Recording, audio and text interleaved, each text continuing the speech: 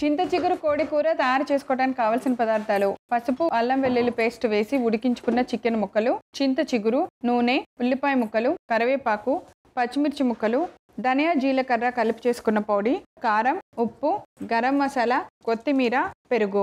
చింత చిగురు కోడి కూర తయారు చేసుకునే విధానం: ముందుగా స్టవ్ వెలిగించి పాన్ పెట్టుకొని నూనె వేసి వేడెక్కనివ్వాలి. ఇప్పుడు ఒక చిన్న బౌల్లో పెరుగు తీసుకొని అందులో కొద్దిగా పసుపు, ధనియా జీలకర్ర పొడి, గరం మసాలా, కారం వేసి బాగా కలిపి పక్కన పెట్టుకోవాలి. ఇప్పుడు నూనె వేడెక్కిన తర్వాత ఉల్లిపాయ ముక్కలు, పచ్చిమిర్చి ముక్కలు, కరివేపాకు వేసుకోవాలి. అల్లం వెల్లుల్లి పేస్ట్ బాగా ఫ్రై చేసుకోవాలి. అది ఫ్రై అయిన తర్వాత మనం ఉడికించిన చికెన్ ముక్కలను వేసి బాగా కలుపుకోవాలి. ఆ తర్వాత మనం పెరుగులో కలిపిన పెరుగు మిశ్రమాన్ని కూడా వేసి బాగా కలిపి కొద్దిగా నీళ్లు పోసి మూత పెట్టి బాగా ఉడికించుకోవాలి. చికెన్ ఉడికే లోపుగా చింత చిగురును ఒక ప్లేట్ లోకి తీసుకొని బాగా నలుపుకొని ఇప్పుడు మూత తీసి చికెన్ కూరలో చింత చిగురు కూడా వేసి బాగా కలుపుకోవాలి. ఇప్పుడు మరలా కూరకు సరిపడంత ఉప్పు వేసుకొని కొత్తిమీర కూడా వేసి బాగా కలిపి ఒక సర్వింగ్ బౌల్ లో తీసి సర్వ్ చేయండి. అంతే, ఎంతో రుచికరమైన చింత చిగురు కోడి కూర రెడీ.